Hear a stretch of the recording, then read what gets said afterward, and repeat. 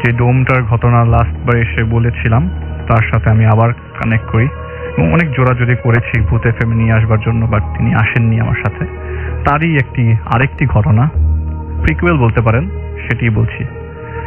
তো 12 বছর আগে চলে যাই।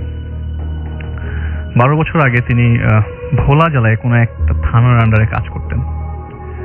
তো যেহেতু তার গ্রামের বাড়ি পটুয়াখালী, তো ভোলা জেলায় গিয়ে সেখানে নর্মাল একটা বাসায় এসে লজিং নেয় আর কি থাকার জন্য। তার সাথে মানে ওই বাড়িওয়ালার কথা হয়।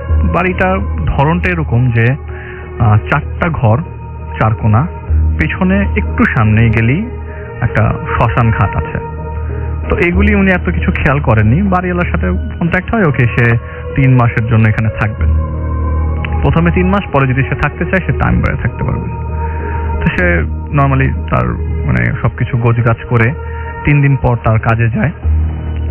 কাজে যাওয়ার পরে আরেকটি কথা বলে রাখি, তার সাথে আরেকজন ছেলে থাকতো। ছেলেটি একটু হুজুর ধরনের এবং সে এইচএসসি পরীক্ষা দিচ্ছে।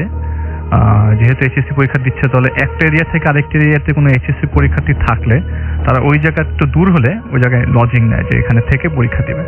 তো ওই ছেলেটা তার সাথে আছে। তো সে ওই জায়গা থেকে নর্মালি গিয়ে কাজের জায়গায় যায় এবং শুনতে পারে যে একটি ডেড বডি এসছে এবং তাকে যা বলা হয় যে ডেড বডিটা কালকে তোমাকে দেওয়া হবে এবং কালকেই ডেড বডিটা তোমার প্রসেস করতে হবে। কখন আসবে? মাগরিবের ওয়াক্তে আসবে। ঠিক আছে, মাগরিবের ওয়াক্তে আমি থাকবো। সব ধরনের মানে গভর্নমেন্টের প্রসিডিওর কমপ্লিট করবার পর সে ডেড বডিটার কাছে যায় পোস্টমর্টম রুমে। যাবার পরে যখন সাদা কাপড়টি সরানোর পরে উনি যেভাবে বললেন ডেড বডিটা দেখতে এরকম ছিল। তো বডিটার বুকে 4-5টা ভার্টিক্যাল কোপের দাগ, যেহেতু এটা মার্ডার কেস, অনেকগুলো কোপের দাগ এবং আমাদের যে গলাটা অর্ধেক কাটা, মানে আমাদের যে মাথাটা পিছনে ফ্লেক্স ডাউন করা, মানে আপনি যদি দাঁড়া করেন মাথাটা পিছনে হেলে পড়বে, এভাবে কাটা। আর বডির মানে ডেড বডিতে আসার মানে ডেড বডিটা আসছে কবজি ছাড়া, কবজি ছিল না। তো তার নর্মাল প্রসিডিওর কমপ্লিট করে সে স্পেসিমেন কালেক্ট করে, স্পেসিমেন আইসোলেট করে সে তার বাড়ি চলে যায়। তো বাড়ি যেতে যেতে 11:30 বাজে। তো সে নর্মালি ডেড বডিটার কাজ করবার শেষ করার পরে নর্মালি বাড়িতে যে গোসল করে সে একটা ঘুম দেয়।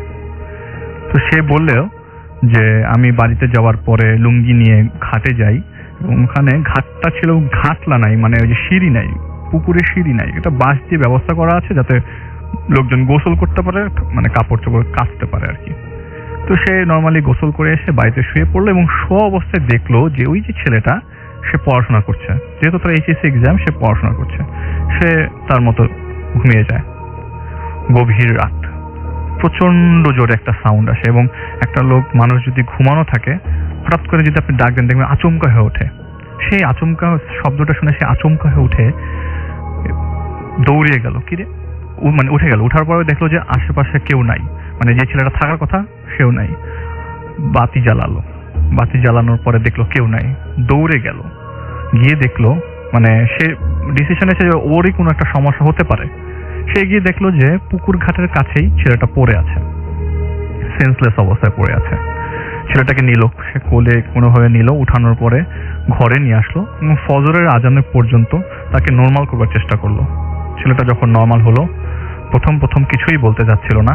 পরে যখন যেটা বললো তার লোম দাঁড়ানোর মতো অবস্থা। সে শুনলো ঘটনাটা, বলল যে তুমি কি দেখছো, তুমি সেন্সলেস অবস্থায় কেন পড়েছিলা? বলে আঙ্কেল, আমি যখন পুকুর ঘাটে গোসল মানে অজু করছিলাম, আমি তাহাজ্জুদের নামাজ পড়বো, অজু করতে যাওয়ার পরে আমাকে ধাক্কা দিয়ে কে যেন পুকুরের মাঝখানে ফেলে দিল এবং আমাকে ছুঁড়ে ফেললো, এরকম অবস্থা। আমি কোনো মতে সাঁতরে কর্নারে আসতেই আবার একটা ধাক্কা খেলাম এবং আল্লাহর নাম নিয়ে কোনো হতেন আমি পুকুরের কাছ মানে পাড়ে যেতেই একটু কষ্ট করে উপরে উঠতেই 3জন লোক দেখি। সেই 3জন লোকের 2জনকে আমি ঠিক মতো দেখতে পারিনি, আরেকজনকে আমি দেখি তার বুকের মধ্যে অনেকগুলো কোপের দাগ এবং দাগগুলো জল করছে। আর যে মাথাটা সেটা পিছনের দিকে মানে পিছনের দিকে পড়া, গলা কাটা, পিছনের দিকে মাথাটা পড়া, আর হাতের মধ্যে কোনো কবজি নাই। আমার কাছে তেড়ে আসছে, আমাকে ধরবে এরকম অবস্থা এবং বলে মানে ধরে সে মনে হচ্ছে যে মানে আমাকে ধরে আর যেতে দিবে না। আমি আঙ্কেল ওটা দেখেই পড়ে যাই। সে তখন এটা শুনে বর্ণটা একদম যেভাবে লাশটা কেটেছিল সে ওরকম মতো। এবং ওটা শোনার পরে ওনার জ ড্রপ হওয়া অবস্থা। আজকে তো আমি ডেড বডিটা কাটলাম, তাহলে আজকে এই জিনিসটা ও কিভাবে দেখলো? ও তো আমার সাথে ছিল না। উনি খুবই চিন্তায় পড়ে গেলেন যে এরকম ঘটনা তো মানে ওইটাই তার লাইফে ফার্স্ট এরকম ঘটনা ঘটেছে, যে এরকম তো হওয়ার কথা না। আমি তো মানে কখনো চিন্তা করিনি যে আমি যে জিনিসটা করবো বাসায় এসে এই জিনিসটাই একজন আমাকে মানে ওইটার পুরো একটা ডিসক্রাইব করবে, সেম জিনিসটা। তো সে খুবই চিন্তায় পড়ে 3 দিন পরে মানে তার নর্মাল কাজে যেটা সে করে সেটা করলো, এবং 3 দিন পর আবার তাকে ডাক আসলো, একটা ডেড বডি এসছে। সে বললো ঠিক আছে ডেড বডিটা দিয়ে যাও, এবং সব প্রসিজিওর কমপ্লিট করবার পরে পোস্টমর্টেম যখন করে তখন দেখলো, এবং আগেই বলে রাখি ডেড বডিটার ধরন এরকম যে একটা সুইসাইড কেস। ডেড বডিটা 4 তলার উপর থেকে একটা মেয়ে সুইসাইড করে, এবং করে নিচে রড ছিল রাখা, আর কিছু রড খাড়া ছিল। তো মাথাটা রডের উপরে পড়ে বলে ব্রেনটা আলাদা হয়ে যায়, বের হয়ে যায়। তো ওনার নর্মালি এরকম মানে কাজ আসে যে ব্রেনটাও কাটতে হবে, মানে ব্রেনটাও বের করতে হবে। তো ওই দিন ব্রেন মানে মাথার অবস্থা পুরো যে বিচ্ছিন্ন অবস্থা ছিল আর কি, থ্যাতলানো অবস্থা, বডিটা থ্যাতলানো। তো সে বডির কাজ করে স্পেসিমেন আলাদা করে তার কাজ শেষ করে বাড়ি যায়। বাড়ি যাওয়ার পর ঠিক নর্মালি যেভাবে সে গোসল করে ঠিক সেভাবেই গোসল করে সে বাড়ি গেল, এবং দেখলো যে ছেলেটাও পড়াশোনা শেষ করে পুকুর ঘাটের দিকে যাচ্ছে। তো সে জিনিসটা লক্ষ্য করলো যে সে আসলো আর পুকুর ঘাটে যাচ্ছে ছেলেটা, এবং কিছু না বলে সে বলল ঠিক আছে যাও, আমি শুয়ে পড়লাম। সে রাতের বেলা খাওয়া দাওয়া শেষ করে শুয়ে পড়ে, এবং ঘুম আসেনি তার। তখন কিছুক্ষণের মধ্যে আবার সেই সাউন্ড, সেই বিকট আওয়াজ। সে দৌড়ে যায়, এবং যেহেতু আগের বার সে এরকম একটা ইনসিডেন্টের সম্মুখীন হয়েছে, তো সে মনে করছে এবারও হয়তো বা একই জিনিস হতে পারে। ঠিক তাই রাসেল ভাই আমি বলেছি যে সে মানে ওই লোকটাকে নিয়ে বাসায় নিয়ে যায়, ছেলেটাকে নিয়ে নর্মাল করে, এবং তার কাছ থেকে ঠিক সেই ডিসক্রাইব পায় যেটা সে আগের বার পেয়েছিল। জিজ্ঞেস করে কি হয়েছে তোমার? বলে আঙ্কেল এবার তো আমি আরো একটা ভয়ঙ্কর জিনিস দেখলাম। কি দেখছো তুমি? বলে আমি দেখলাম যে আমার সামনে একজন মেয়ে দাঁড়িয়ে আছে, এবং তার বডিটা থ্যাতলানো, আমার মানে মাথা থেকে ব্রেনটা মানে মাথার উপরে কোনো চুল নাই, কিছু নাই, মাথাটা খোলা। এবং সেটা সে আবারও মিলানোর চেষ্টা করে যে ডেড বডিটা একই ব্যাপার, যে ডেড বডিটা সে কেটেছে, যে ডেড বডি সে পোস্টমর্টেম করেছে, সেটারই আবারও একই জিনিস তাকে ওই ছেলেটার কাছ থেকে শুনতে হচ্ছে। সপ্তাহখানেক সে খুবই মানে আসলে কি বলবো এটাকে, খুবই মানে চিন্তা দিশেহারা হয়ে যাচ্ছে যে আমি যে প্রফেশনটা করছি মানে কাজ করছি সেটাই কি আমার এখন বিপদ হয়ে দাঁড়ালো নাকি, বা মানে তার খুবই মানে আশ্চর্য লাগছে যে একটা ঘটনা ঘটছে বা কাজ করছে সেটাই বাসায় এসে আরেকজনের কাছ থেকে শুনছি। যেহেতু সে যে কাজটা করে সেটা এমনিতেও একটু ভয়ের, তার হয়তো ভয় লাগে না, কিন্তু সে যখন আরেকজনের কাছ থেকে ব্যাপারটা শুনছে সেটা জানার পর হয়তো ভয় পাওয়ার কথা। এবার মাস 2 পরের ঘটনা। তিনি তার এর মাঝে সে অনেক ডেড বডির কাজ করেছে, বাট ওরকম কিছু হয়নি। হঠাৎ একদিন বাসায় আসলো, বিকেলবেলা মাগরিবের আগে বাসায় আসলো। এসে দেখলো মানে যেটা দেখার জন্য হয়তো তিনি কখনো ওয়েট করেনি, যে ছেলেটা তার সাথে থাকে সেই ছেলেটারই 2 ভাগ হওয়া বডিটা বেডের উপর পড়ে আছে।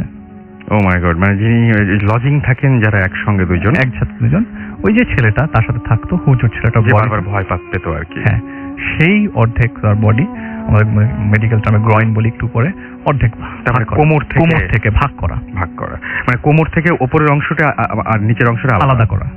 এবং সেটা দেখে সে দরজা ধরে পড়ে যায়, এবং ওই ডেড বডি মানে ওই ছেলেটাকে টাচ করবার আগে সে বাড়ির লোকজনকে ডাক দেওয়ার জন্য দৌড়ে পালায়, এবং সে ওই আশেপাশে যেসব ঘর বাড়ির লোকজন ছিল তাদেরকে ডাকে, বলে প্লিজ আসেন, আমার সাথে যে ছেলেটা থাকে সেই ছেলেটা কিভাবে মানে ছেলেটা মারা গেছে, সে ছেলেটা মানে পড়ে আছে, লাশ পড়ে আছে আমার রুমে। সে লোকজন নিয়ে আসে, লোকজন তো জানে না তার সাথে যে একজন লজিং থাকে, কিন্তু সে যখন বাড়িওয়ালার কাছে গেল, বাড়িওয়ালাকে বললো যে চলেন তাড়াতাড়ি, আমার সাথে যে লজিং মানে আছে ছেলেটা ও পড়ে আছে ঘরের ভিতরে, তাড়াতাড়ি আসেন। তো মজার বিষয় রাসেল ভাই, বাড়িওয়ালা বলে কোন লজিং? সে বলে আমার সাথে যে ছেলে থাকতো, ওই যে হুজুর ছেলেটা, ও তো আমার সাথে থাকতো, তাড়াতাড়ি চলেন, ওর রক্ত বেরোচ্ছে বডি থেকে। বলে কোন ছেলেটা? রুমে তো আপনি একা থাকতেন। সে খুবই ভয় পেয়ে যায়, বলে না আপনি আসেন, আপনি দেখেন, দেখে যান। 50-60 জন লোক নিয়ে সে যখন ঘরের ভেতরে যায় কিছুই দেখে না। তো সে খুবই ভয় পায় এবং এমনিতেই সে একটু আপনার কষ্টে ভুগছে, চিন্তায় ভুগছে। আমার প্রফেশনে এরকম সমস্যা। সে যখন ওই ছেলেটার লাশ দেখলো, এতদিন একসাথে ছিল, প্রথমে একটা একটা ধাক্কা লাগলো, ওই ছেলেটা মারা গেছে। যখন লোকজন নিয়ে আসলো, ছেলেটাই নাই, তখন তার কেমন লাগবে? তখন তার কি অবস্থা? সে খুবই তার কাজ করতে পারছে না এবং সে কয়েকদিন যায়নি। আমি বলেছিলাম যে বলি, এটা মিস হয়ে গেছে। মাঝখান দিয়ে যখন ছেলেরা ভয় পাচ্ছিল, তখন এই এলাকারই একজন বুজুর্গ, সে খুবই ধার্মিক একজন মানুষ এবং সে এই জিনিসগুলো খুবই ভালো ডিল করতো। তার কাছ থেকে সে একটা পানি পড়া এনে দেয় ছেলেটাকে এবং ছেলেটা সে পানি পড়া তার সামনে খায়। সে তার কাছে আবার যায়, বলে হুজুর আমি তো এই ঘটনার সম্মুখীন হলাম, আমার জন্য কি করা যায়? তখন সে হুজুর বলে তোমার সাথে যা হয়েছে তা অ্যাকচুয়ালি কল্পনার বাইরে। তোমার সাথে যে ছেলেটা ছিল, সে ছেলেটা আসলে কোনো মানুষ ছিল না। তোমার সাথে যে ছেলেটা ছিল, সে তার কোনো অস্তিত্ব তুমি খুঁজে পাবা না। বলে যে এটা কি সত্যি আমি তার অস্তিত্ব খুঁজে পাবো না? আমার বিশ্বাস হয় না।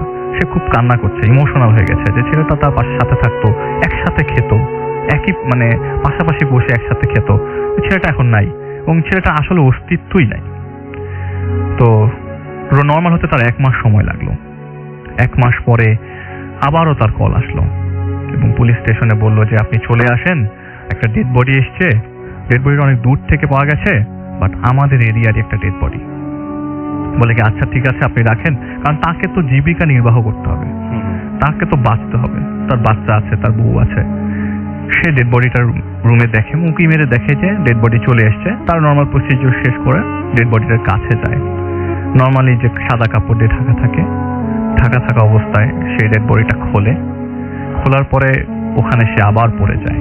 এটা হচ্ছে সেই ছেলেটার ডেড বডি, যে ছেলেটাকে সে দেখেছিল তার রুমে, এবং সেই ছেলেটা এখন আসলেই মৃত। এবং সেই ছেলেটার ডেড বডি খোলা ডেড বডিটার কাপড়টা সরানোর পরে দেখে যে দ্বিখণ্ডিত সেই লাশ, যেভাবে সে ঠিক দেখেছিল সেরকম, এবং একটু ডিফারেন্ট হচ্ছে ছেলেটার আপনার মাথা ছিল না। আচ্ছা, মাথাটা আলাদা এসছে, বডিটার সাথে ওইখানে একটা ভাগ, মাথাটাও সাথে এসছে, কিন্তু মাথাটা আলাদা ছিল, বডির সাথে অ্যাটাচ ছিল না। এটার পরে তিনি তার কাজ কমপ্লিট করে, যেহেতু করার কথা, কাজ কমপ্লিট করার পর জানতে পারে যে 1 মাইল দূরে, ওই যে বাড়িতে সে থাকে 1 মাইল দূরে এই ছেলেটার বাড়ি ছিল। সেখান থেকে লাস্ট ডেড বডিটা এখানে আসে এবং পরে সে হুজুরের কাছে, সেই বুজুর্গ মানুষটার কাছে যায় এবং যে জানতে পারে যে আসলে ঘটনাটা কি। ঘটনাটা হচ্ছে সে একটু নামাজ থেকে দূরে থাকতো, তাকে নামাজে নিয়ে আসার জন্য একটা জিন কাজ করে আর কি। তাকে বলে যে তুমি নামাজ পড়ো, এই জিনিসটা বোঝানোর জন্য যে তুমি যা করছো ভুলে যাও না, নামাজ পড়ো। এবং যে জিনটা কাজ করেছে তার পেছনে যে ভয় দেখিয়েছিল তাকে সেই জিনটা একটা ভালো জিন, নামাজি জিন ছিল। বলেছিলাম একটা হুজুর ছেলে, যে ছেলেটা আসছে, সেটা যে ডেড বডিটা আসছে সেটা একজন হুজুরের ডেড বডি আর কি, হুজুর টাইপের একটা ছেলে। আমি যে চাচার কথা বলেছিলাম যে একজন কবর খুঁড়ে, যে ওনার সাথে আমার পরিচয় হয়েছে, তো তার সাথে আমি ঈদের পরপরই দেখা করতে যাই। তো দেখা করার পরে যখন ওনার সামনাসামনি হই, তো আমি জিজ্ঞেস করি যে আপনি আমাকে একটা ঘটনা বলেন, যে এখানকার ওই যেসব জায়গা, যে জায়গাটায় ঘটনা ঘটেছে সেই জায়গাটাই আমার বাড়ি আর কি, এখন যে ঘটনাটা বলবো। তো উনি বলেন যে অন্য একটা ঘটনা স্টার্ট করে। তাই আমি বলি যে আপনার কোনো নিজের ঘটনা এক্সপিরিয়েন্স করা থাকলে বলেন। তো উনি এই ঘটনা শেয়ার করে।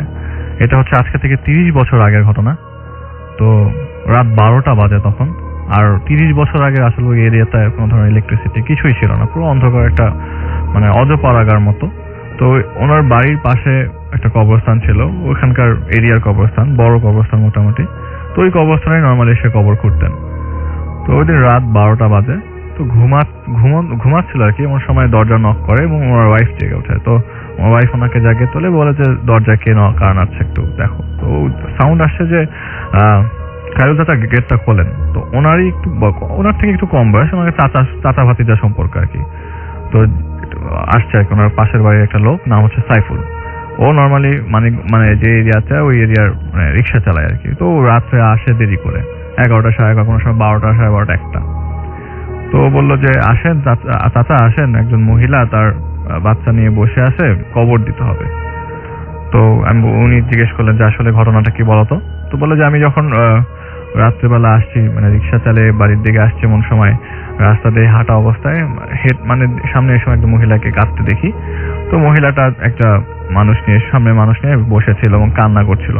তো দূর থেকে কাছে আসার পর দেখতে পারলাম যে এটা যেহেতু হাইট বেশি না, তো একটা বাচ্চারই ডেড বডির সামনে, এবং পুরো বডিটা ঢাকা ছিল ওনার ওড়না দিয়ে, একটা কাপড় দিয়ে আর কি, নর্মাল কাফনের কাপড় না, নর্মাল একটা কাপড় দিয়ে ঢাকা ছিল। তো ওই মহিলাটা কাঁদছিল এবং বলছে যে ভাই আমার বাচ্চাটাকে কবর দেওয়ার ব্যবস্থা করেন। তো উনি বলেন যে দেখেন, তো লাশটা কাপড়টা সরাতেই মানে উনি দেখলেন যে ওই ফোসকা পরা মুখের মধ্যে খুবই বাজে অবস্থা। তো সাথে সাথে বলেন যে না না থাক, দেখানো লাগবে না, তো সামনেই কবর স্থান আছে, আপনি একটু আপনার এটা নিয়ে একটু কাইন্ডলি সামনে যেতে পারেন বা এখানে থাকেন, আমি লোকজন ডাকার ব্যবস্থা করছি। তো উনি ওই খায়রুল চাচার বাসায় এসে ওই 12টার দিকে কার নাড়ে। তো খায়রুল চাচাকে নিয়ে উনি ওই স্পটে যায় এবং স্পটে যাওয়ার পরে দেখে যে ওখানে কেউ নেই। তো রাত তখন 12:30টার দিক। তো ওই মহিলা এবং ওনার বাচ্চা যে ডেড বডিটা নিয়েছিল উনি বসে, উনি সামনে নেই আর কি। তো বললো যে তলে গেল কোথায়, তলে ওই খায়রুল চাচা বললো তলে যদি এরকম হয় তাহলে ওই কবরস্থানের কাছেই গেছে হয়তোবা। তো ওনারা দুজন মিলে কবরস্থানের কাছে গেল, দেখলো হ্যাঁ আসলেই মহিলাটা বাচ্চাটা নিয়ে কবরস্থানের সামনে বসে আছে এবং কাঁদছে। তো তাকে অনেকবার জিজ্ঞেস করা হলো যে কি কারণে কিভাবে মারা গেছে, তো উনি কিছু বললেন না এবং ওই ডেড বডি থেকে পচা দুর্গন্ধ আসছে।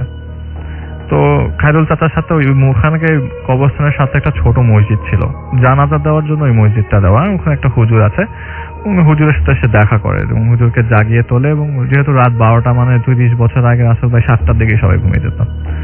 তো নক করলো, নক করার পর হুজুর বের হলো, বললো যে হুজুর একটা ডেড বডি আছে, জানাজা দিতে হবে, কবর এখানে দিব। তো হুজুর বলে যে আজকে রাতটা পার করুক, কালকে সকালে দেন। বলেন না হুজুর, আপনি যদি এখন সিচুয়েশন না দেখেন বুঝবেন না। তো হুজুরকে কবরস্থানের আপনার ওই কবরস্থানটার আশেপাশে কোনো বাউন্ডারি ছিল না, বেড়া দিয়ে কোনো মতো একটা বাউন্ডারি দেওয়া আছে, একটা ছোট গেট আছে আর কি। ওই গেটটাও আপনার কোনো লোহার তৈরি গেট না, নর্মাল একটা গেট বেড়া দিয়ে তৈরি। তো এটা সরিয়ে এসে আসলো, সামনে আসার পরে দেখলো যে হ্যাঁ আসলেই ডেড বডিটার অবস্থা খুব খারাপ, দুর্গন্ধ আসছে, কিন্তু হুজুর ডেড বডিটা দেখেন নাই। তো দুর্গন্ধ আসছে বলছেন হ্যাঁ আপনারা এটার দাফন কাফনের ব্যবস্থা করেন এখনই, এটা তাড়াতাড়ি কবরস্থ করা উচিত, ইসলামিক নিয়ম অনুযায়ী খুব তাড়াতাড়ি কবর করে দেওয়া উচিত মুদ্রাকে আর কি।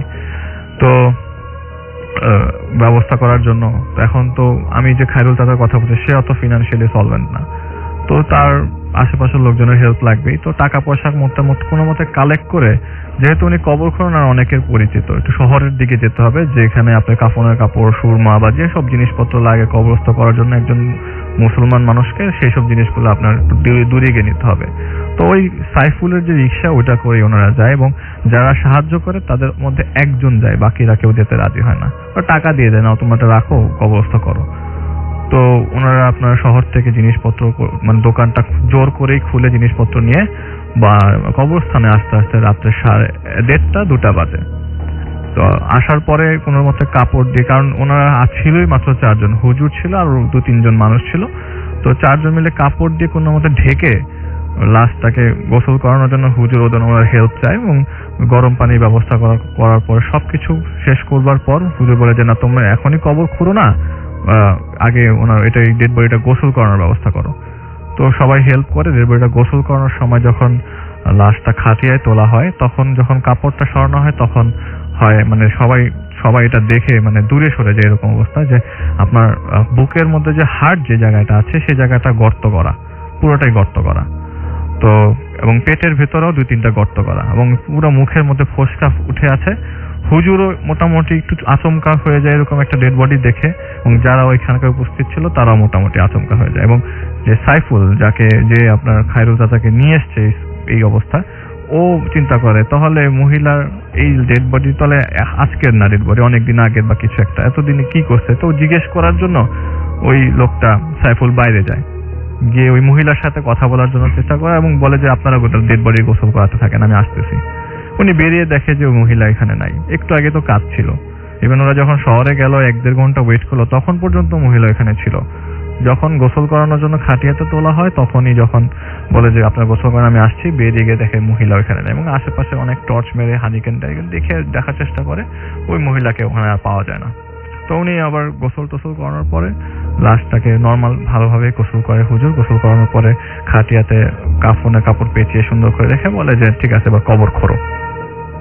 খায়রুল চাচাকে বলে কবর খুলতে এবং একদম কবরস্থানটার একদম লাস্টের দিকে কবর খোঁড়া হয়। কবর খোঁড়া অবস্থায় তো বলে যে আমি একা পারবো না, তোমাদেরও হেল্প লাগবে। তো 2-3টা কোদাল ওখান থেকে নিয়ে ব্যবস্থা করে কবর খুঁড়তে থাকে। এমন সময় ওই কবর খোঁড়ার পার্টিসিপেশনে আপনার সাইফুল ছিল না, তো সাইফুল দাঁড়িয়ে ছিল কবরের পাশে এবং পশ্চিম দিকে দাঁড়িয়ে থাকা অবস্থায় তো খায়রুলের হাতে একটা টর্চ ছিল, ওইটা দিয়ে ও চারপাশে দেখতে থাকে এবং ডেড বডিটা থাকে কিন্তু ওই মসজিদের সাথেই, ওই কবর যেখানে খোঁড়া হচ্ছে ওই জায়গায় ডেড বডিটা ছিল না। তো ওই একটা ও টর্চটা হঠাৎ করে মারে, তো কথাবার্তা বলতে বলতে হারিকেন ছিল সামনে, টর্চ মারে এবং দেখে যে দূর থেকে টর্চ মারে। একটু আগে তো মহিলাটাকে পাচ্ছিল না, তো মসজিদের পিছনে আবার ওই মহিলাটাকে সে টর্চে দেখতে পায়। তো ওই মুহূর্তে সে পাশে যে 2জন লোক ছিল তাকে বলে দেখ ওই যে মহিলাটা দেখা যাচ্ছে, একটু আগে তো আমি গিয়ে পাই নাই। তো টর্চ মারার পরে ওদেরকেও দেখতে বলে টর্চের মধ্যে দিয়ে, কিন্তু ওই 2টা লোকও দেখে না। তো ওর কাছে খুবই আজব লাগে ব্যাপারটা। এবং আবার খায়রুল চাচা যে কবর খুঁজছে ওকে বলে যে চাচা দেখেন ওই যে দেখা যাচ্ছে, একটু আগে কিন্তু আমি ওরা পাই নাই। বলে কোথায়? বলে এই যে টর্চ দেখা যাচ্ছে আমি দেখতে পাচ্ছি। তো বলে কই, আমি তো দেখতে পাচ্ছি না। তখন ও খুবই ভয় পেয়ে যায়, ওটাকে দাঁড়ান আমি দেখতেছি। তো দৌড়ে ওই মুহূর্তে ওই মাথায় যায় আর কি। ও মাথায় যাওয়ার পর যেতে যেতে দেখে যে আবার ওই মহিলাটা নাই। তো লাশটাকে ওখানে কবরস্থ করা হয়, কবর দেওয়া হয়, কবর সামনে কবর দিয়ে কবরের উপর দিয়ে নারিকেল পাতা দিয়ে ওরা চলে আসতে থাকে। তো যেহেতু রাত তখন অনেক হয়ে গেছে, ফজরের কিছু আগ মুহূর্তে আর কি, তো সবাই উজু করে নামাজ পড়ার জন্য রেডি হবে। তো বলছে আমি বাড়ির দিকে যাবো, খায়রুল বলছে। তো ও বলছে ঠিক আছে আপনাকে আগায় দিয়ে আসি। তো আগায় দেওয়ার পর খায়রুলকে বাড়ি দেওয়ার পরে, বাড়িতে পৌঁছে দেওয়ার পরে যে 2জন লোক ছিল ওদেরকেও বাড়িতে পৌঁছে দেওয়া হয়। দিয়ে লাস্টের দিকে যখন সাইফুল একা বাড়ির দিকে যাচ্ছিল, ঘটনা ঘটে ওই সময় ওই বাড়ির দিকে যাওয়া অবস্থায় সামনে একটা মহিলা পড়ে, ওই মহিলাটাই পড়ে এবং মহিলাটা বারবার ওকে বলতে থাকে যে বুঝছিস নাকি, বুঝছিস? তখনও পর্যন্ত বলে এই তোমাকে তো অনেকক্ষণ ধরে খুঁজলাম, তোমাকে পাইলাম না কেন? তোমাকে আমি একবার দেখলাম না, কি সমস্যা কি? এটা বলার পর মহিলা আবার হুদা হয়ে যায় এবং বাড়ি পর্যন্ত যেতে যেতে ঠিক এরকম ভাবে বারবার ওনাকে কিছুক্ষণ পর ইন্টারভেলে বলছিল বুঝছিস, পিছন থেকে হঠাৎ করে বলছে বুঝছিস, আবার সামনে থেকে হঠাৎ করে বুঝছিস। ও তখন খুব ভয় পায় যে আসলে মনে হয় ওর সাথেই কিছু একটা করছে। ও এখন বাড়িতে যায়, বাড়িতে যাওয়ার পর চারপাশে ওদের আশেপাশে ঘরের দরজা নাড়ে, ও বাবা মার ঘরের দরজা নাড়ে, ভাই বোন দরজা নাড়ে, ভাই বের হয়, বাবা মা বের হয়। বের হওয়ার পরে কি হয়েছে বলে কি আমার সাথে এই যে মহিলাটা একটু আগে একটা ছেলেকে অবস্থা করে আসছে, ওর মাঠে আমাকে ডিস্টার্ব করতেছে। তো চারপাশে লাইট মারে এবং লাইট মারার পর দেখে যে আসলে কেউ নাই তখন পর্যন্ত। তো এই ঘটনার প্রায় 2 বছর পর সাইফুল ওরকম ভাবে আপনার রোড অ্যাক্সিডেন্টে মারা যায়। 2 বছর পরে রোড অ্যাক্সিডেন্ট। এরপর থেকে আর কোনোভাবে জিনিসটা বের হওয়া হয়নি যে আসলে এই ঘটনাটা কেন ঘটেছে বা কি। রিসেন্টলি আমি মানিকগঞ্জ গিয়েছিলাম। ওইটা হচ্ছে আপনার আরিচা এবং মানিকগঞ্জের মাঝখানে একটি জায়গার ঘটনা। তো মানিকগঞ্জ এবং সাভারের মাঝখানে জায়গা আছে, সেখানে আমি যাওয়ার পরে জয়নাল নামে একজন লোকের সাথে আমার দেখা। তো একজনের কাছে আমি গিয়েছিলাম ঘটনা কালেক্ট করবার জন্য, কিন্তু সে আমাকে তার কাছে রেফার করে দেয় যে আমি তোমাকে ঘটনা বলবো না, তুমি ওনার কাছে যাও, ও তোমাকে একটা ঘটনা বলবে। তো আমি বললাম যে ঠিক আছে। তো ওনার কাছে গেলাম, জিজ্ঞেস করলাম যে চাচা আপনার কাছে কি ঘটনা? সে অনেক বুড়ো একজন মানুষ, লাইক বয়স 60-এর উপরে বয়স হবে। তো আমি বললাম যে আপনার কাছে কি ঘটনা? সে বললেন যে হ্যাঁ একটা ঘটনা আছে। এই ঘটনা আমার কাছে আরো ঘটনা আছে, বাট এইটা অনেক আমার কাছে অনেক ভয়ের একটা ঘটনা, তো সেটা তোমাকে বলছি। এটা হচ্ছে আরিচা এবং মানিকগঞ্জের মাঝে একটি জায়গা, একটু গ্রাম সাইটে। তো রাসেল ভাই, আমরা এক গ্রাম থেকে আরেক গ্রামের মানুষ যারা গ্রাম সাইটে আছি তারা কিন্তু চিনতে পারি যে ওই বা গ্রামে কে আছে, সবার মধ্যে একটা ভালো রিলেশন থাকে।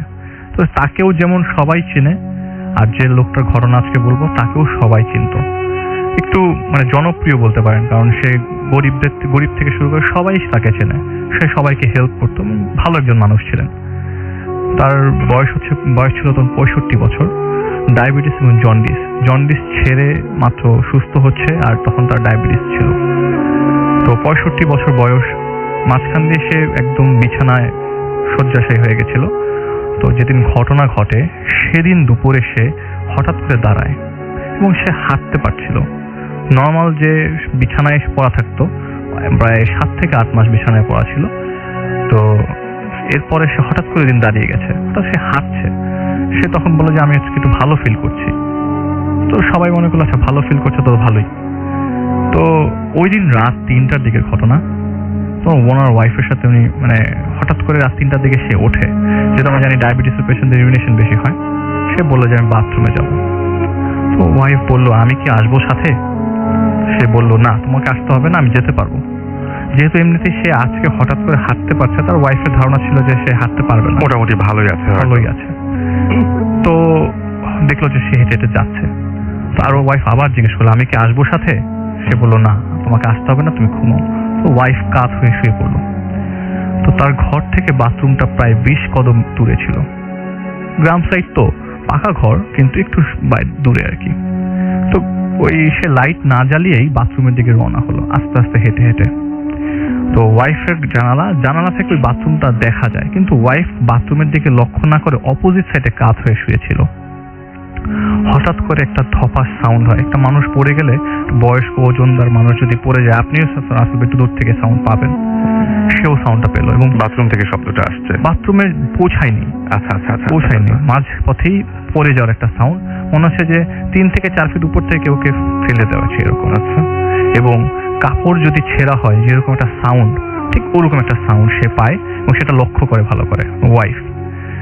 তো দৌড়ে যায়, কারণ এমনিতেই সে হাঁটতে পারছিল না, তার ধারণা ছিল পড়ে গেছে। দৌড়ে যায় এবং লাইটটা বাইরের লাইটটা জ্বালিয়ে যায়। যারা শুনছেন তাদেরকে বলে জানেন দিস ইজ ভেরি ইম্পর্টেন্ট যে কাপড় ছেঁড়ার একটা শব্দ, কাপড় ছেঁড়ার একটা শব্দ পায় উনি। তো বাইরে বের হওয়ার পর দেখে, মানে যেটা ওনার হাজবেন্ড, উনি তো কখনো এটা এক্সপেক্ট করবে না দেখার জন্য। ওনার চোখ দিয়ে রক্ত বেরোচ্ছে, ওনার কান দিয়ে রক্ত বেরোচ্ছে, ওনার মুখ দিয়ে রক্ত বেরোচ্ছে, ওনার 2টা হাত নাই, যে হাত ছেঁড়া, ওইখানে হাতটাই নাই, হাত নাই এখানে। এবং ওই হাতের সাইডটা যে জায়গায় পুরো হাতটাই সরানো এবং কাপড় সহ ছেঁড়া, এবং ওই জায়গা থেকে রক্ত, অনবরত রক্ত। এটা দেখার পর উনি সেন্সলেস। এমনিতেই আমরা টিভিতে কাটা ছেঁড়া পছন্দ করি না, দেখতে চাই না অনেকে। তারপরে উনি সামনাসামনি ওনার হাজবেন্ডটা দেখে অলরেডি সে সেন্সলেস হয়ে গেছে, এবং একটা চিৎকারে যে সেন্সলেস হয়ে যায়, তার যে 2টা বড় বড় ছেলে ছিল তারা তার ওয়াইফ সহ চলে আসে দেখার জন্য। ওদের মাথার মধ্যে হাত পড়ে যায়, ওদের বাবা এরকম ভাবে পড়ে আছে, হঠাৎ আউট অফ নোওয়্যার হঠাৎ পড়ে আছে। সে ওনাকে ওনাকে নিয়ে পাশে একটা, মানে যেহেতু জিনিসটা রাত 3টার ঘটনা, পাশে একটা হসপিটালে যায়। কর্তব্যরত যে ডক্টর ছিলেন সে বললেন যে না, উনি তো ডেথ, এবং বললেন যে এই ডেড বডিটা আমরা এখন দিতে পারবো না, আপনি এটা পুলিশ কেস করেন। তো তারা মনে করছে এটা পুলিশ কেস করা উচিত। পুলিশ কেস করা হলো, কিন্তু ঘটনাটা যে ঘটেছে, গেট বন্ধ, দেয়ালের চারপাশে মানে কাটা তার দিয়ে হাজবেন্ড ওয়াইফ ছাড়া হয়তো কেউই ছিল না। কে আসবে এত রাতে বাথরুমটার সামনে, কে আসবে এখানে? তো বাসার মধ্যে তো মনে করেন শোকের ছায়া নেমে আসে যে এরকম একটা ঘটনা। আর যেহেতু এলাকার মানুষ জানে যে সে খুবই একটু গুণী ব্যক্তি, সবাই আশেপাশে বাসার লোকজন সবাই দেখতে আসে তাকে। তো পোস্টমর্টেম করবার পর যে রিপোর্টটা আসে সেটা হচ্ছে ওনার যে হাতটা, লিগামেন্ট গুলা যে ছিঁড়া ছিল, আপনি যদি নর্মাল কেউ কোপ দেয় তাহলে ডিরেক্ট একটা কোপের দাগ থাকবে। এটা মনে হচ্ছে তার হাতটা কেউ টেনে ছিঁড়ে নিয়ে গেছে, এবং লিগামেন্ট গুলো এমন ভাবে টানা হয়েছে যে মানে স্ট্রেচড অবস্থায়, খুব অল্প সময়ের মধ্যে, খুবই অল্প সময়ের মধ্যে, লাইক 1-1.5 মিনিট, 2 মিনিটের মাথায় সে সাউন্ড হবে, 1-1.5 মিনিটের মধ্যে, খুবই অল্প সময়, এবং খুবই মানে লোমহর্ষক যে ঘটনাটা এরকম ভাবে ঘটার কথা না। তার তো কোনো শত্রু নাই, তাকে সবাই পছন্দ করতো, তাহলে এই ঘটনাটা কে করবে? পোস্টমর্টেম শেষ করার পর তার ডেড বডি বাসায় আসে, এবং অনেক মানুষ ওই এরিয়া তার ডেড বডি দেখার জন্য ভিড় জমায়। এবং বেশ শক্তিশালী হতে হবে কিন্তু, যদি কেউ স্বাস্থ্যবান, কান দিয়ে হাত ছিঁড়ে ফেলা, অনেক শক্তি থাকতে হবে। আপনি এমনিতেই একটা মানুষের যদি বুকের মধ্যে পা দিয়ে টান দেন হাত, আপনি এভাবে ইজিলি ছিঁড়তে পারবেন না, এটা অনেক শক্তির ব্যাপার। এবং সে একটু স্বাস্থ্যবান ছিলেন। তো তার ডেড বডি দেখতে প্রায় 500-600 বেশি মানুষ, অনেক গ্রামের সবাই তার ডেড বডি দেখতে আসে, এবং সবাই যখন জানতে পারে যে তার 2টা হাত ছাড়া সে মারা গেছে, ওই দেখতে অনেক মানুষ আসে ভাই। এবং আরেকটা জিনিস বলি, যে পোস্টমর্টেম করার সময় এবং হসপিটালেও মুখ দিয়ে রক্ত বেরোচ্ছিল, আমি বলছিলাম ওনার জিহ্বাটাও ছিল না ওই সময়, ওই মুহূর্তে জিহ্বাটাও গায়েব ছিল। এবং ডেড বডিটা মানে বাসায় নিয়ে আসা পর্যন্ত পোস্টমর্টেম করা, মানে 2 দিনে অনেক খোঁজা হয়েছে হাত এবং টান, যদি কেউ টান দিয়ে ছিঁড়ে নিয়েও যায়, আশেপাশে কোথাও পড়া থাকতে পারে কোনো ডোবানালা, খোঁজা হয়েছে, পুলিশ বলেছে যে এটা নাই, এটা পাওয়া যাচ্ছে না, এরকম না, এটা একটু অ্যাবনর্মাল ঘটনা। তো পুলিশ নর্মালি তাদেরকে ব্যাক করে দেয় ডেড বডি। ব্যাক করার পরে ওনারা ডেড বডিটা বাসায় নিয়ে আসে। নর্মালি আমাদের প্রসিডিউর ফলো করে ডেড বডিটা দাফনস্থ করার জন্য ব্যবস্থা করা হয় এবং ডিসিশন নেওয়া হয় যে ওনাকে এই ডেড বডিটা দাফন করা হবে তারই একটা ফেভারিট জায়গা, তার অনেক জায়গা জমিখানে, ওই জমির মাঝখানে, এবং সবারই প্ল্যান ওই জমিতে আশেপাশে কিছুদিন পরে কবরস্থান গড়ে তোলা হবে। তো কবর দেওয়ার জন্য ওখানে কবর খোঁড়া হয় এবং দায়িত্ব পড়ে আমাদের এই জয়নাল আঙ্কেলের। তার কাছে আমি যার কাছে ঘটনাটা শুনছি, সেই ওই এলাকার কবর নর্মালি ঘুরে বেড়ায়, তাকে সবাই চেনে এবং সবাই তাকে দিয়েই কবর খোঁড়ায়। সে কবরটা খোঁড়ে এবং আমাদের কবর খোঁড়ার অনেক ধরনের ডিজাইন আছে। উনি বক্স কবর খোঁড়ে, আমরা একটা স্পেশাল মানুষদের জন্য বক্স কবরটা করি নর্মালি আর কি। সে খুব সুন্দর করে, সে বলে নর্মালি আমি যখন কবর করি, কবরটা খোঁড়ার সময় দেখা যায় যে মাটি পড়তে থাকে, আমি গোছাতে পারি, টাইম লাগে, কারণ আমি খুব তাড়াতাড়ি কবরটা খুঁড়ে ফেলি এবং সুন্দর করে ফিটফাট করতে পারি, কবরটা খুব সুন্দর হয়। তো লোকজন প্রায় অনেক মানুষ জানাজা শেষ করে, জানাজায় অনেক মানুষ হয়, জানাজা শেষ করে সবাই তাকে কবর দিতে ওই জায়গাটায় আসে। আসার পরে কবর যে খোঁড়ার পরে আমরা যে মাটিটা যেখানে স্তূপ করে রাখি, সেখানে লাশটার খাটিয়াটা প্লেস করা হয়। ওইখানে প্লেস করতেই আমাদের 3.5 হাত কবরের জায়গা আরো 3 ফিট গর্ত হয়ে গেল। ঘটনাটা অবাক করার মতো, মানে মাগরিবের নামাজের আগে এই জিনিসটা হয়ে গেল হঠাৎ করে। 3.5 হাত জায়গা, খুব সুন্দর বস্ত্র, হঠাৎ করে গর্ত হয়ে গেল আরো 3 ফিটের বেশি। ওখানে নামবে কে? লাশটা ধরে তো নামাতে হবে, তাও অনেক কষ্টে সাপোর্ট নিয়ে তার 2টা ছেলে ওখানে নামে। নামার পরে ডেড বডি শোয়ায়। তো পরে যখন ওনার ওনার জয়নাল আঙ্কেল, ওনার যে ছেলে আছে, তাদেরকে জিজ্ঞেস করে, তোমরা যে নামছো এমনিই তো এটা গর্ত হয়ে গেছিল, তোমাদের কেমন লাগছিল? তারা তাদের ভাষায় বলে যে আমরা একটা গ্লাসের উপর দাঁড়িয়েছিলাম, আমাদের মনে হচ্ছে আমরাও এখন ভেঙে পড়ে যাবো নিচে। অনেক কষ্টে, অনেক মানুষের হেল্প নিয়ে তারা 2 ছেলে নামে বাবাকে কবরের লাশে কবরে নামানোর জন্য। নামানোর পরে আমরা যে মাথাটা পশ্চিম দিকে কাজ করে দিই, কাজ করা অবস্থায় নিচ থেকে অনেক পোকামাকড় উঠতে থাকে। তারা খুব তাড়াতাড়ি কবরটা দাফন করে দেয় এবং মাটি, যেহেতু আমরা 3.5 ফিট মাটি আমরা উপরে তুলে দিয়েছি, মাটি দেওয়ার পরে আরো গর্ত ছিল, অন্য জায়গা থেকে মাটি তুলে এনে তার এখানে মাটি চাপা দিতে হয়েছে। এখনো যে ডিসিশন নেওয়া হয়েছিল পরে, ঘটনাটা অ্যাকচুয়ালি তখন রাসেল ভাই এত কিছু কেউ জানতো না, আসলে রিভিল হয় কিন্তু অনেক পরে। এটা আজকে থেকে 15 বছর আগের ঘটনা এবং এখনো ওই জায়গাতে কবরস্থান কেউ করতে পারেনি এবং আশেপাশের মানুষজন এখনো হেঁটে যেতে ভয় পায় রাস্তা দিয়ে। কেন জানি না কেন ভয় পায়, এবং যে পিছনে যার জায়গা সে এখনো ওখানে ঘর বাড়ি তুলতে পারছে না, কোনো না কোনো অবস্ট্রাকশন তার লেগেই আছে। আমি রিসেন্টলি জায়গাটায় যাই এবং দেখি যে না, আসলেই ওই জায়গাটা এখনো খালি ওই কবরটাই আছে। জি রাসেল ভাই, এটাও ঢাকার বাইরের ঘটনা এবং ঢাকা থেকে অনেক দূরেরই ঘটনা, বাংলাদেশের একটি বর্ডার সাইডের ঘটনা বলছি। তো ঘটনাটা জানার জন্য সবাইকে নিয়ে যাচ্ছি 16 বছর আগে, এবং এটা আমার একজন পরিচিত চাচা, যার কথা আমি আগেও বলেছিলাম রাসেল ভাই, তার রেফারেন্সেই ওনার সাথে আমি দেখা করে ঘটনাটা জানতে পারি। তো ঘটনাটা ঘটে 16 বছর আগে 97 সালে এবং নভেম্বরের মাঝামাঝি সময়ে। তখন প্রচন্ড শীত। তো আমরা জানি যে বর্ডার দিয়ে আমাদের অনেক সাইডে গরু চালান হয়।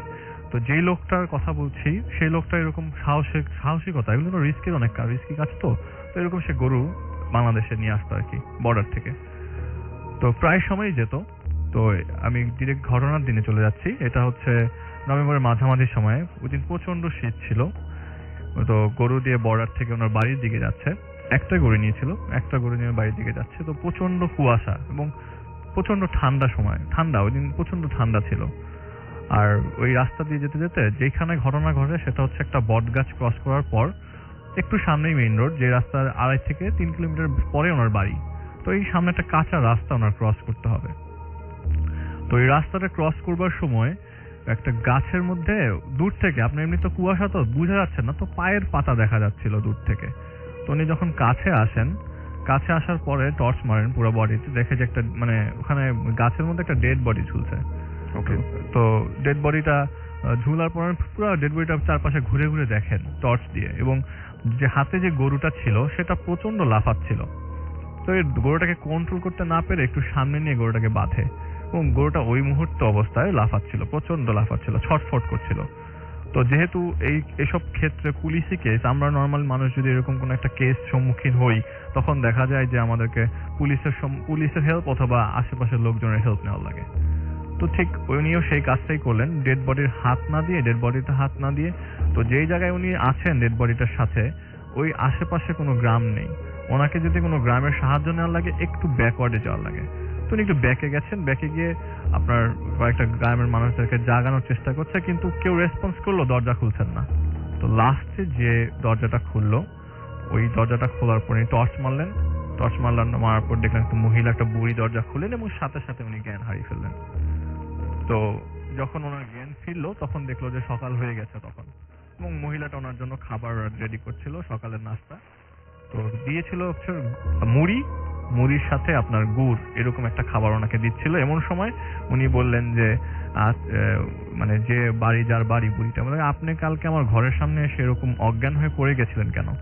তো উনি বললেন যে আপনি বিশ্বাস করবেন না, আপনাকে আমি যখন টর্চ মেরে দেখলাম, মানে আপনি তো যখন গাছের মধ্যে ঝুলছিলেন, একটু আগে যে আমি একটু আগে একটা ডেড বডি দেখেছি, মরা মানুষ ফাঁসি দিয়ে গাছের মধ্যে ঝুলছে, ওটা তো আপনিই ছিলেন। এটা দেখার পরে আমি আর উনি নিজেকে কন্ট্রোল করতে পারেন না এবং সাথে সাথে সেন্সলেস হয়ে যান। তো এই জিনিসটা নর্মাল হবার পরে তখন মহিলা বলছে যে তাহলে আপনার হয়তো কোনো ধরনের হ্যালুসিনেশন বা আপনার ভুল ধারণা হতে পারে, হয়তো আপনি আমার মতো কাউকে দেখেছেন বা কিছু একটা। বলে না। তো বলে যে আপনারা যদি এরকম দেখতেন যে ডেড বডি, তাহলে এতক্ষণে মানুষজন আমাকে জানাতো একটা গ্রামের মধ্যে একটা মানুষ ফাঁসি দিয়ে মারা গেছে, তো হুলুস্থুল কাণ্ড করতো, আমি তো কিছুই শুনিনি। তো উনি জিনিসটাকে মানে ওনার ডিপ্রেশন নিয়ে বাড়ি থেকে বেরিয়ে যায়, এবং বেরিয়ে একটু সামনে এগোতেই যেখানে ঘটনাটা রাত্রেবেলা ঘটেছিল, সেই গাছটার নিচে যে দেখে যে ওই গাছের মধ্যে ওই রশিটি ঝুলছে, কিন্তু ফাঁসির যে স্ট্রাকচার করে রশিটা ছিল ওরকম ভাবে না, নর্মাল একটা রশি, বড় মোটা একটা রশি ঝুলছে গাছ ধরে। এবং যেই জায়গায় উনি গরুটি বেঁধেছিল, একটু সামনে যাওয়ার পরে ওই গরুটি ওই জায়গায় বাঁধা ছিল না, অথচ যে গরুর রশিটা ছিল সেই রশিটা ওই জায়গায় পড়েছিল। তো এই জিনিসটা উনি ওখানে দেখে বাড়ির দিকে আসে, এবং উনি সবসময় ওনার ওয়াইফের সাথে সবকিছু শেয়ার করেন। সবাই বাড়িতে এসে ওয়াইফকে জিনিসটা শেয়ার করে যে এরকম ঘটনা গতকালকে রাতে ঘটেছে। তো ওনার ওয়াইফ ওনাকে নর্মাল করে এলাকার একজন হুজুরের কাছ থেকে পানি পড়া দিয়ে নর্মাল করে প্রায় 1.5 সপ্তাহের মতো গ্যাপ দেয়, যে না যাওয়ার দরকার নেই, হয়তো তুমি ভয় পাইছো বা কোনো ধরনের সমস্যা হয়েছে, তোমার এখন আপাতত যাওয়ার দরকার নেই। তো ওই ঘটনার যেদিন ঘটে, বাড়িতে যাওয়ার 3 দিন পরে উনি ওই যে গরুটা নিয়ে আসছিল বর্ডার থেকে, সেই গরুটারই মাথা পায় ওনারই পাশের একটা খেতে, ধান খেতে, এবং মাথা পাওয়ার পরে উনি জিনিসটাকে কোনোভাবেই নর্মালভাবে নেয়নি। তো 2 সপ্তাহ পরে তিনি আবারও এরকম কন্ট্রাক্ট পায়, এখান থেকে গরু নিয়ে আসতে হবে। ঠিক ওরকম ভাবে তিনি গরু নিয়ে আসছিলেন।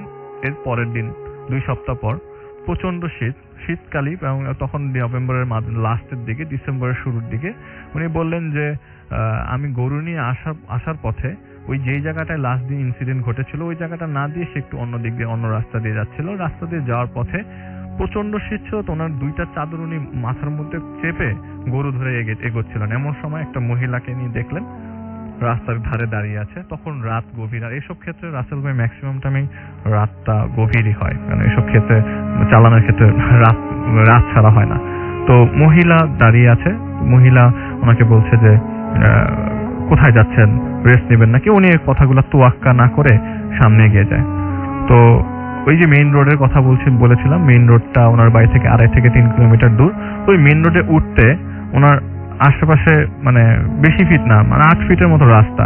তো মেইন রোডে ওঠার পথে এতদিন প্রায় 50-60 গজ সামনে চলে আসলো, পাশ দিয়ে কেউ আসলো না, অথচ ওই মহিলাটাকে সে আবার মেইন রোডে এসে দেখলো।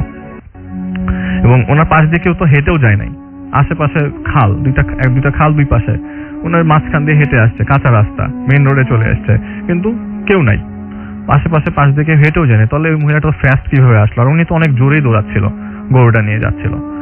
তো ওই মহিলা সেম একই কথা বললো, এবং উনি বললো যে আমাকে ডিস্টার্ব করেন না, এরকম কথা বলে নিয়ে আরো সামনে এগিয়ে গেলেন। এগোতেই একটা গাছের সামনে, যেহেতু ওনার ওই গরুটা এর আগের বার যেভাবে ছটফট করছিল, এই গরুটা ঠিক ওরকম ভাবে ছটফট করছিল। ছটফট করতে করতে, তো যেহেতু অনেক শেক করছিল, উনি অনেক টায়ার্ড হয়ে যায়, গরুটা আমাকে টেনে নিয়ে যাচ্ছিল।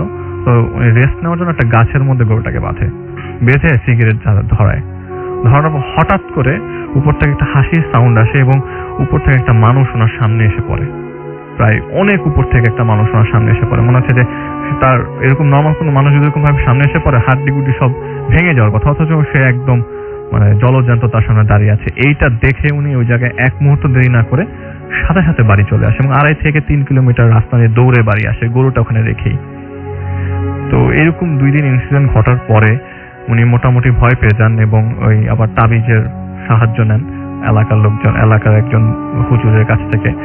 তো ওনার ওয়াইফকে নিয়ে ঘটনাটা আবার অবহিত করে যে এরকম ঘটনা ঘটছে আমার সাথে। তো বললেন যে না, ভয়ের কিছু নেই। হুজুর তাকে আশ্বস্ত করলেন যে আর ভয় পাওয়ার আর ভয় হবে না, ইনশাল্লাহ আপনি ভালো থাকবেন। তো আবারও তিনি একই ঘটনার জন্য রেডি হন যে না, এবার গরু আনতে হবে, সামনে কুরবানি ঈদ। তো গরু যখন নিয়ে আসবে এই মুহূর্তে আপনার উনি আর একা যাবেন না, ওনার ওয়াইফের মানে সম্মতি নেওয়ার পরে উনি বললেন, ওয়াইফ বললেন যে তুমি তোমার সাথে কাউকে নিয়ে যাও। তো উনি ওনার সাথে একজনকে নিয়ে যান। ওই রাস্তা ধরে যে প্রথম দিন যে রাস্তা ধরে সে নিয়ে এসেছিলেন, গভীর রাত তখন 2:30 থেকে 3টা এসব কাজ সবসময় এরকম সময় সম্পন্ন হয়। তো উনি ওই রাস্তা ধরে ওই সাথীকে নিয়ে এগোচ্ছিলেন। এমন সময় ঠিক ওরকম ভাবে টর্চ মারতে মারতে এগোনোর অবস্থায় দেখলেন যে একটা পায়ের পাতা দেখা যাচ্ছে এবং ওই গাছের নিচে, ওই গাছের মধ্যে আবারও একটা রশি দিয়ে একটা ডেড বডি ঝোলানো এবং গরু যে দুই হাতে ছিল, ওনার সাথে যে আরেকজন ছিল ওনার হাতেও একটা গরু ছিল, ওনার হাতে একটা গরু ছিল, দুইটাই মারাত্মক লাফাচ্ছে। তো ওনার সাথী যে সে ছিল, ওনার সাথে যে ফ্রেন্ডটা ছিল, উনি বলে যে তুই গরুর হাতেই এই রশিটা রাখ, তুই গরুগুলো সামনে বাইধে রেখায়, আমি দেখতেছি এটা কি হয়েছে। তো গরুগুলা উনি বেঁধে রেখে আসতে গেছে এবং টর্চটা ওই ফ্রেন্ডের সাথে দিয়ে যায় এবং গ্রামের মানুষ তো এরকম অন্ধকার রাস্তায় চলে অভ্যস্ত। তো উনি একটু সামনে গিয়ে গরু দুটা বাঁধতে ওই দৌড়ে ওনার ফ্রেন্ডটা আসছে এবং উনি আর ওই ডেড বডির সামনে যান না, একটু সামনেই তো গরু বাঁধে, তো এগোতেই যে ওর ফ্রেন্ড জানে যে ফ্রেন্ড ওই জায়গায় আছে, আমি একটু সামনে যাই, এটা চিন্তা করতে করতেই ওনার ফ্রেন্ডটা দৌড়ে ওনার কাছে দিয়ে আসতে আসতে আর বলছে যে ভাগ, তাড়াতাড়ি ভাগ, আমাদেরকে মনে হয় মেরে ফেলবে, এরকম কিছু একটা বললো। যে লাশটা ঝুলছে ওই লাশের মধ্যে কোনো মাথা নাই, বলে টর্চ মেরে দেখেছে যে লাশের মধ্যে কোনো মাথা নাই, এমনি লাশটা ঝুলছে মানে গাছের মধ্যে, ভাগ তাড়াতাড়ি। তো ওর ভাগার স্পিড দেখে উনিও তাড়াতাড়ি দৌড়ে গিয়ে গরু দুইটা খুলে এক দৌড় দিলেন। তো ওই গরুতে পিছনে মারতেই যে দৌড়ে আসছে, ওনার ফ্রেন্ড ওনার সাথেই আসছিল, ভেগে দৌড়ে ওনার সাথেই আসছিল। কিছুক্ষণ টর্চের আলোটা পায় উনি, কিন্তু যেহেতু জানের ভয়, এর আগেও 2টা ইনসিডেন্টের সম্মুখীন উনি হয়েছিলেন। তো উনি ওনার বাড়ির দিকে যেতে যখন একদম বাড়ির কাছে চলে আসে, তখন পেছনে তাকিয়ে দেখে ওনার ফ্রেন্ডটা নাই। তো উনি পেছনে তাকিয়ে দেখে কেউ আসছে না, ওই পেছনে যে টর্চটা ফ্রেন্ডের ছিল ওই কোনো আলোও নেই। উনিও বাড়িতে ঢুকে যেমন চিন্তা করে যে হয়তো ভয়ের কারণে হয় আশেপাশে কোনো একটা ঘরে ও ঢুকে আশ্রয় নিয়েছে। ওর বাড়ি ছিল ওনার বাড়ি থেকে আরেকটু সামনে, আগেই ওনার ফ্রেন্ডটাকে উনি আর দেখে যে ওনার সাথে আসেন না। তো উনি বাড়িতে যায়, বাড়িতে গিয়ে গরু দিতে বেঁধে ওনার মতো কাজ করতে থাকে। পরের দিন সকালবেলা যখন ঘুম ভাঙে এবং তখন প্রচন্ড টায়ার্ড ছিলেন, দুপুরবেলা ঘুম ভাঙে এবং ঘুম ভাঙা অবস্থায় এলাকার লোকজনের প্রচন্ড হইচই তিনি শুনতে পান। শুনতে পেয়ে সবার সাথে ওনার ওয়াইফও ওনার সাথে যান, বলে যে শুনতে থাকেন যে যেতেই শুনতে থাকে সবার মাঝখানে যে এরকম একটা ডেড বডি ধান খেতে পাওয়া গেছে। তো উনি ধান ক্ষেতের কাছে যান, ধান ক্ষেত থেকে কিছু মানে ডেড বডির পার্ট গুলা, একটা ডেড বডির পার্ট মানে এক জায়গায় এসে স্তূপ করা হচ্ছে। 12 টুকরো একটা ডেড বডি আপনার ধান ক্ষেতের পাশে এসে স্তূপ করা হলো। লাস্ট মোমেন্টে যখন মাথাটা আসলো, উনি তখন দেখলেন যে লোকটা ওনার সাথে ছিল গতকালকে, তারই মাথা এসছে এখানে, তারই বডির পার্টস গুলা ওই ধান ক্ষেতের পাশে পাওয়া গেছে।